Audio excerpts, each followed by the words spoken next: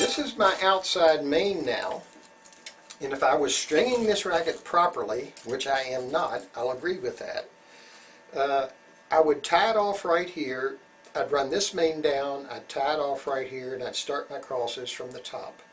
But what I'm going to do is I'm now going to weave my crosses starting with the bottom string. I don't have any blocked holes here. This racket had 20 crosses in it. If I use this string to string my bottom cross, that's the 20th cross. Now I'm going to string the second cross. All the even numbered crosses in this racket should be strung the same. Okay, now I've used the short side of my string to go down the racket, across the bottom, up the racket, and string the top two crosses. If I would have had an odd number of cross strings, I would have only strung the top cross and not the top two crosses. And then that bottom cross, which would have been an odd number, and the top cross, which would have been an odd number, would both be going over the same mains and under the same mains. I'm going to pull tension on this string, which is the 8th right main on the left side of the racket.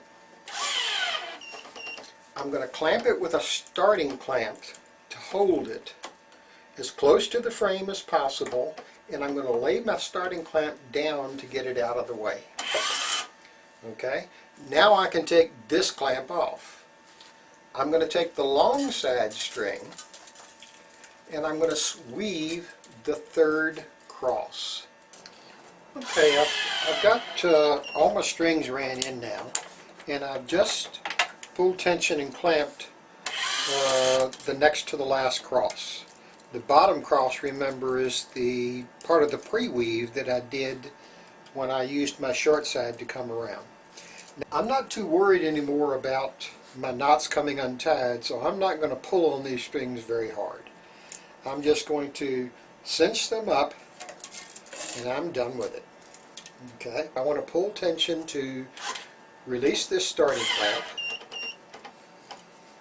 Okay, I'm going to clamp that string.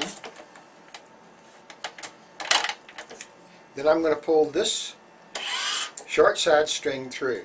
And to do that, what I'm going to do is just grab the string that's on top of another one, and then just pull it one string at a time so that I'm not burning that string going through there. I'll do the same thing for the bottom cross, the outside main here, and the top two crosses there. Okay, I'm all done with my ATW stringing pattern here.